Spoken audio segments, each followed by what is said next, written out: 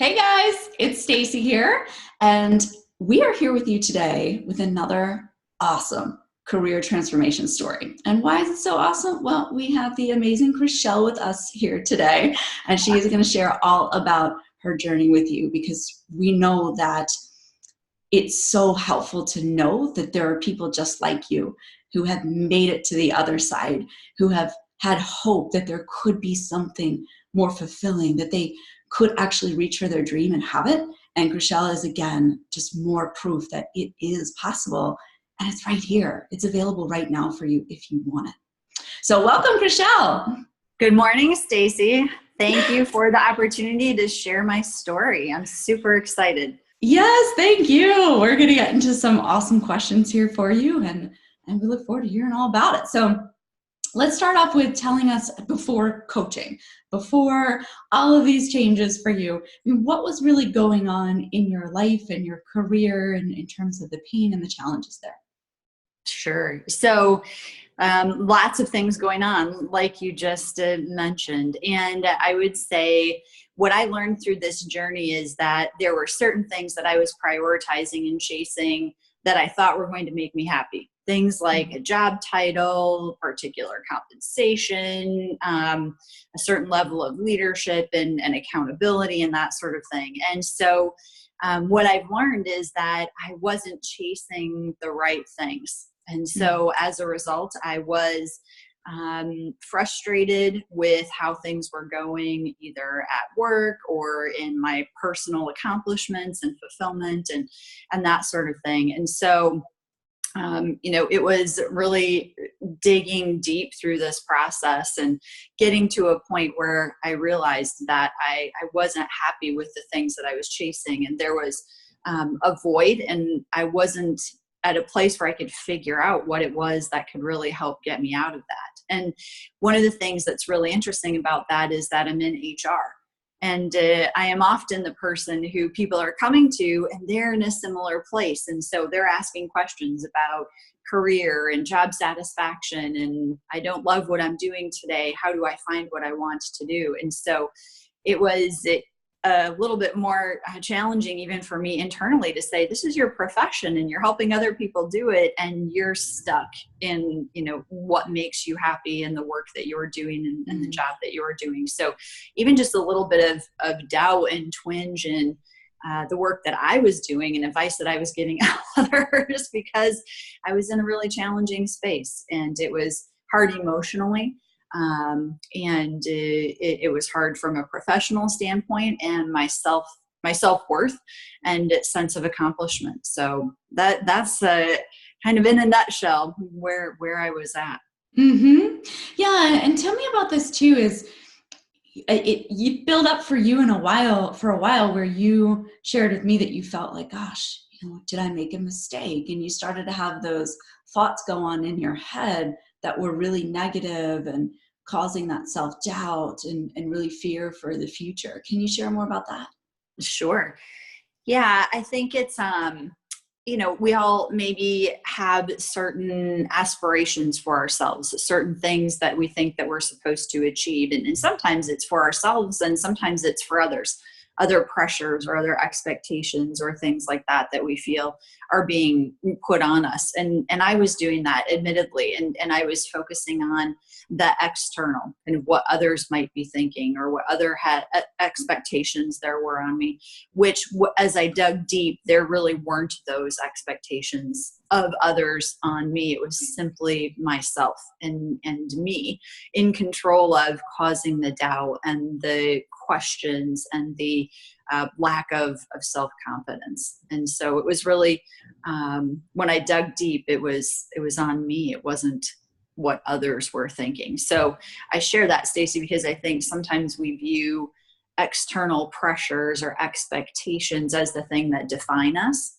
And through this journey and with your help, I've unpackaged the things that are going to pull me out of that and that have started to pull me out of that self-doubt.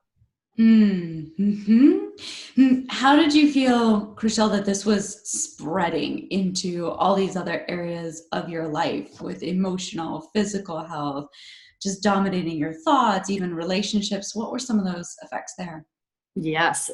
So all of those, the physical, emotional, social, relational. So I would say there was a lot of stress. I'll just start with my marriage and my personal relationship with my husband. He's so incredibly supportive, and he had no expectations of the things that I was putting on myself. He wanted me to be happy, yet because I wasn't, that was making it challenging. I was consumed by the things that were dragging me down. I was consumed by the challenges at work and the frustrations that I was feeling, and kind of being caught in a downward spiral of not being able to address some of those things.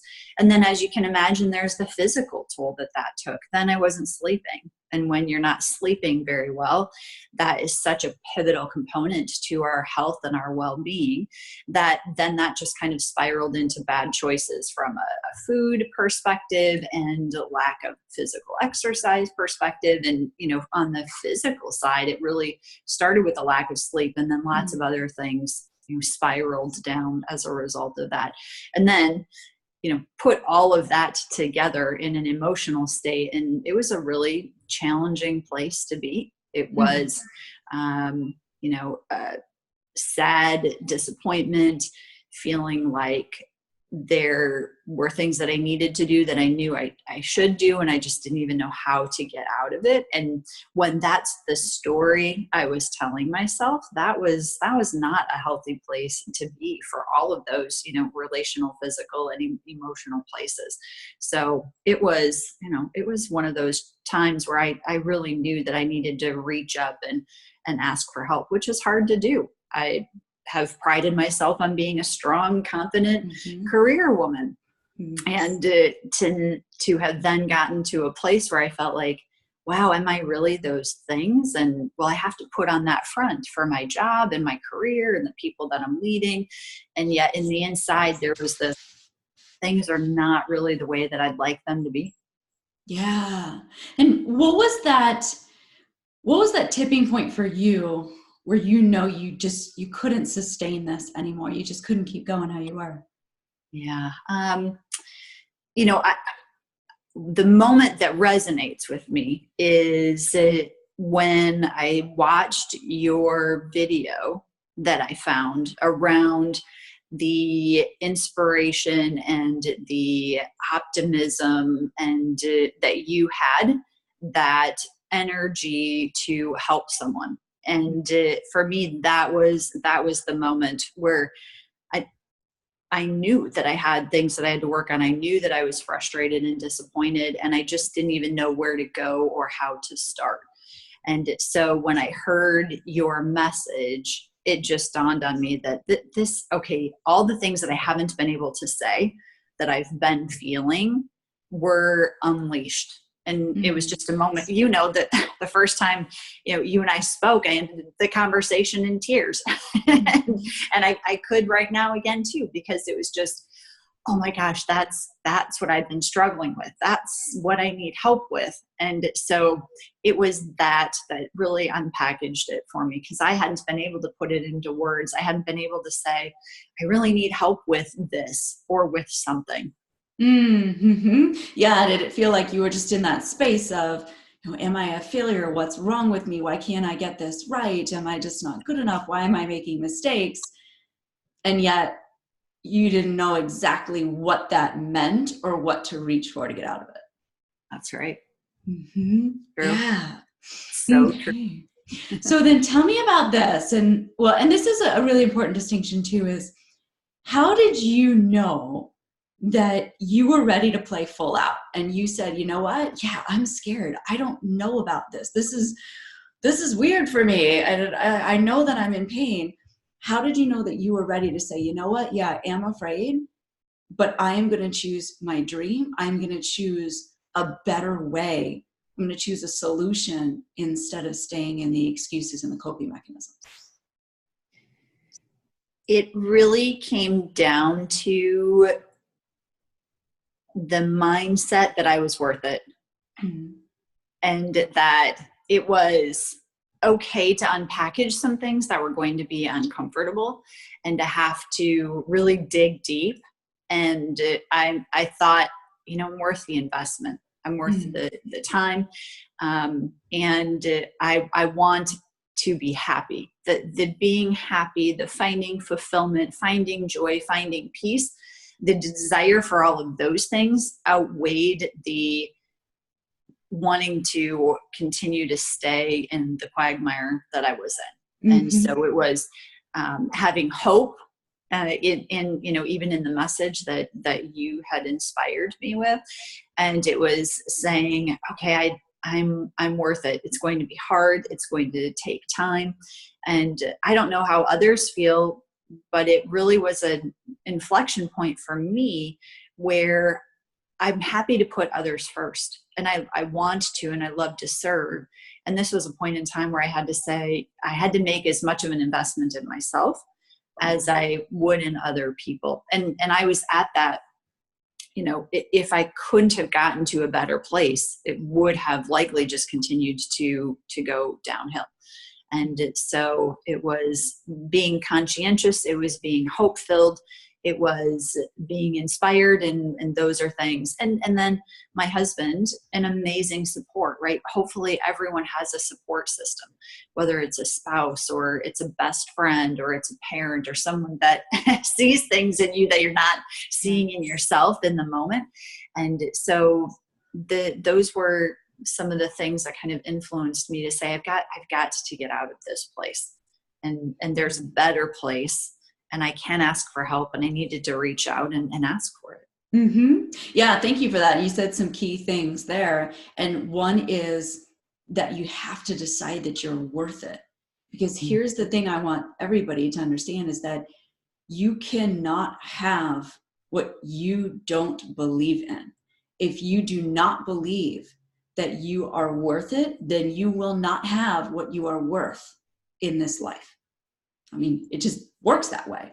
So if you believe you are not worthy and you believe, oh, well, I'd rather just take a vacation instead of fix my problem, you are choosing suffering. You are condemning yourself to be trapped in that prison. So I love that. And you decided, okay, I can't fix this on my own. This sucks. I am going into the darkness. And there is a tipping point, right? Where you can't put toothpaste back in the tube. If you get to that point, I don't know if we can bring you back. And you were right there and you said, no, I know that I want more and I'm worth more. And when you are making that decision, then that's the first day of your freedom. It's so true. And I've been reflecting, and I haven't gotten to a resolution yet. Why do we think that we're not worth it? And why does it feel awkward to say that? I don't know. And at the same time, you are worth it. I am worth it. We are worth it. And so it feels strange for some reason to say that. Well, I'm selfish or whatever, fill in the blanks on how people feel about that. And then when you actually get to the point where you say, I am worth it. And that isn't a bad thing. That's going to make me a better person. And when I'm a better person, then the people around me are better, right? The ripple effect of saying that and being willing to have the confidence to say that, it's not arrogance. It's just, it's be confident. And so that's maybe for another conversation. And at the same time, one of the things that I really love about our conversations is that you continue to reinforce that. And that it gives me more confidence that, yeah, I am worth it. And so is everyone. And just being willing to say that and then go for it. Because to your point, I think if you're not willing to say I'm worth it, then you're going to stay where you're at, as opposed to just unleashing it, letting it go, and moving forward. Exactly. And so let's talk about your journey of coaching and the things that you discovered and you gained along the way. If you could think of maybe your top 3 things, what would you say those are? Sure. So one of the first things that I would talk about is the must-haves. And the work that you have each of us to do, which is, a few weeks of really dig deep investment in ourselves and identifying what our must-haves are. And Stacey, that's been one of the most powerful things, because what I learned from that was the things that I had mentioned at the front side of our conversation about chasing job title and comp and, prestige and whatever those things were that I thought I wanted. they never made it to my top 5 list. And so that leads then to, I'll say, fulfillment and impact. So the conversations that we have in the place that you help inspire us and lead us to around how are you going to be fulfilled, and what are the true things that are going to fill up your heart and bring joy to you and bring peace to you. So that fulfillment and impact message, I would say, is maybe the second thing that has been incredibly powerful. And then the third thing I would say is just the mindset.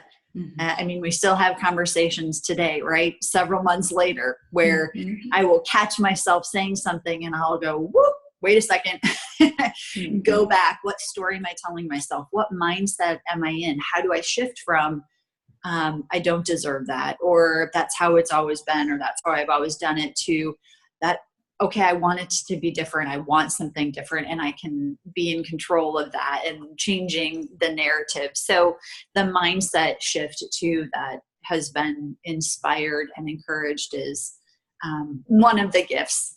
There are many, but one of the, so those are the top 3 that I would share.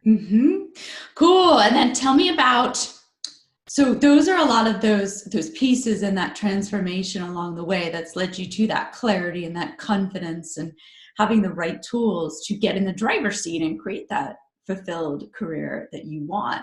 Tell me about how that's evolved from where you were in the position when we first spoke, and then where you are now, and what your vision is for that long-term future. Tell us about that evolution. Sure. So the evolution has manifested in a couple of different ways. And I think I'll start with the long game. And through our conversations and our work, there is a long-term master plan that I have that is 10 to 12 years down the road, because I'm going to continue to work in the environment that I'm in today.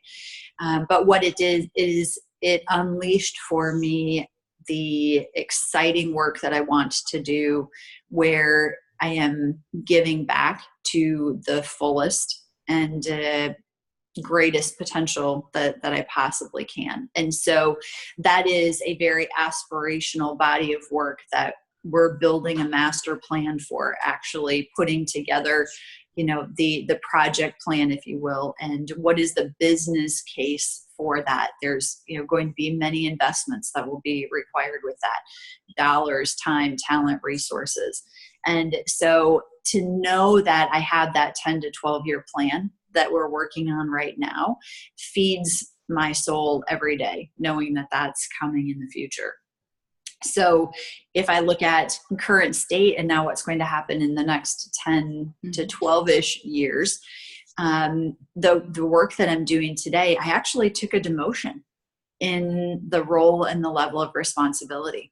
And it doesn't matter, because the things that really do matter, the things that I learned were going to be the most fulfilling, are now happening. And I'm going to work and loving every day, because I'm getting to do the things that fill my heart and fill my soul and let me use my mind and contribute in a way that really is more rewarding than the roles that I had previously. And so it's really taught me that the fulfillment factor is about other things. It's about contribution. It's about the environment that I'm in. And here's the other thing I would just add on top of this is the way that I show up at work is different than how I showed up at work in the past. And that is also incredibly rewarding. Things that maybe I would have read in an interaction as unfavorable or personal directed at me, the mindset shift and all of the work helps me come at things where it's not about me. And I'm reading a situation, and we all have our things that we're dealing with. That person is likely dealing with something that has nothing to do with me. And not getting hung up in taking it personal and spending time getting spun out in it. And in the past, I would have, because I wanted to be a people pleaser. And I didn't want someone to be upset with something I had said or something I had did, or that I had done. And so that's been the way I show up, the way I interact at work, having more positive assumption approach and lens to how I'm engaging with others. And people respond and react to that in ways that I couldn't have anticipated. And that is really, really powerful. Really powerful. Wow. So in your last position, you really dreaded going there knowing that it wasn't a fit. It wasn't a place where you were contributing, having influence. You were almost like just a well-paid placeholder, if I recall correctly there. And it just was not, it was an atrophy for you. And it would just bother you every day, and knowing that, okay, you know what, we just got to split. This I can't stay. And then being in this place where you could have taken many jobs. There were lots of recruiters that contacted you, but you said, no, I will not settle, because I know who I am. I know what I want. I clearly see it now, and I will create that.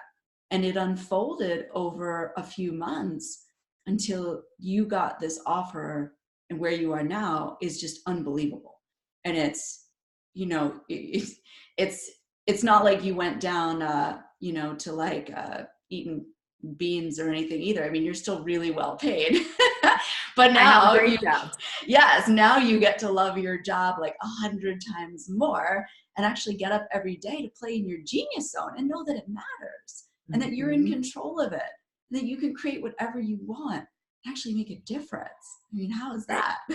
That is amazing. And I love how you described it, because that's how I'm feeling. And you triggered for me one of the things that, as I was talking with many companies and going through the interview and recruiting process, because I had my must-haves, it gave me a place and a space to say no to roles and to opportunities.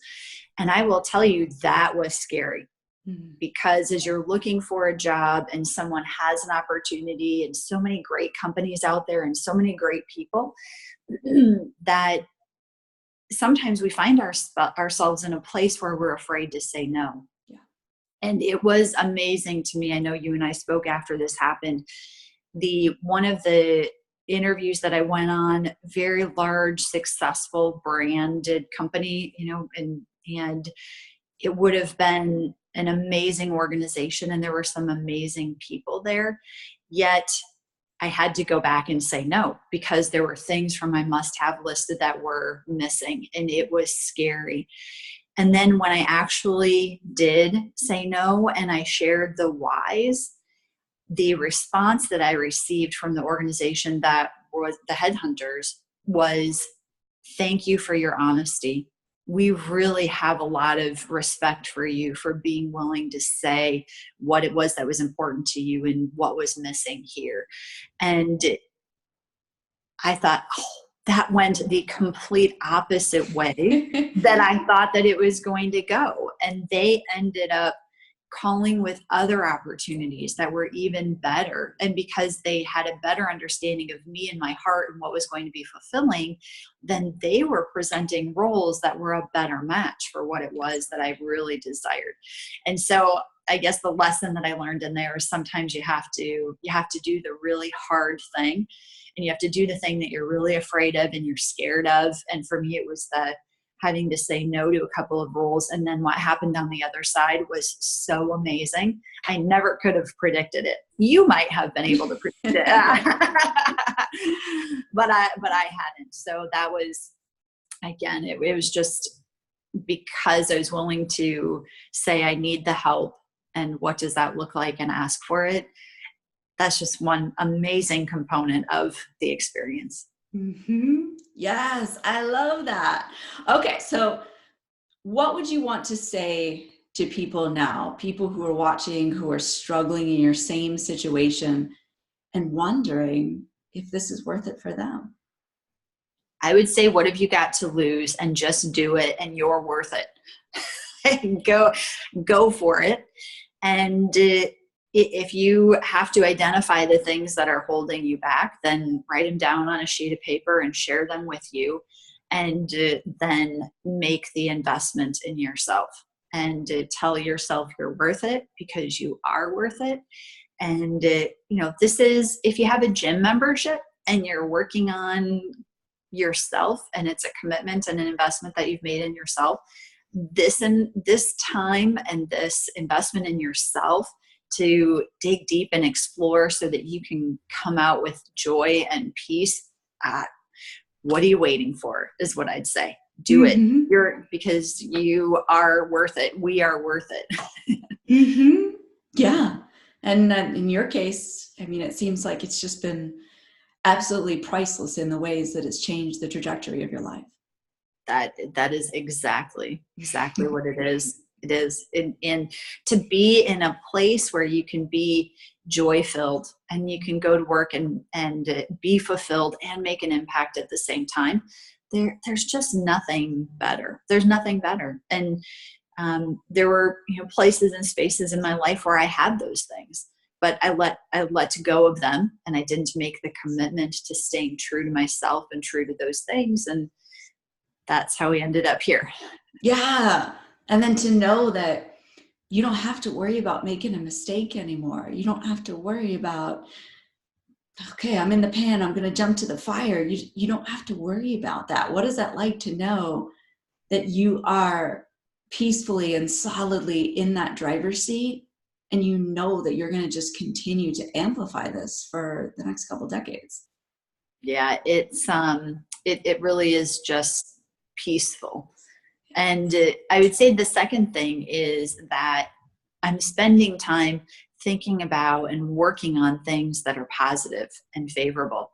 And I'm not in a place where I'm thinking about, well, what if so-and-so gets promoted and gets the job over me? And I would have spent time worrying about that in the past. And look where it got me, in a predicament. And so to now know that I'm crystal clear on the things that are going to bring me happiness and fulfillment and joy. And I don't have to have that conversation with myself anymore about the what ifs. And now my mind and my time are spent thinking about the what's possible and where am I headed and how am I going to continue to keep this momentum of, this great mindset and this great place to be. Awesome. I love it. Thank you so much for sharing all that. It's just so inspiring. And I love that you are sharing this witness for us of what is possible, because we all need to hear it, guys. You need to see that this is real and that there is hope and it is right here. And that, here's the thing, guys, is God doesn't make junk, and he didn't start with you. You are not the one person in the world who can't be happy, who can't wake up with joy, to go to a career you love, who can't have that. You're not the one person. So let's move all that stuff out of your head so that you can be on the side over here with Krischelle telling your story about how freaking amazing your life is. That's what we want for you. And we have that so much love for you. So thank you so much, Krischelle. I so appreciate you sharing the story. Thanks for the opportunity, Stacy. I really appreciate it. And thank you as well for your commitment to investing in us. You're so welcome. Awesome. Okay, guys. Well, we will catch you on the next one. So see you later. Bye-bye.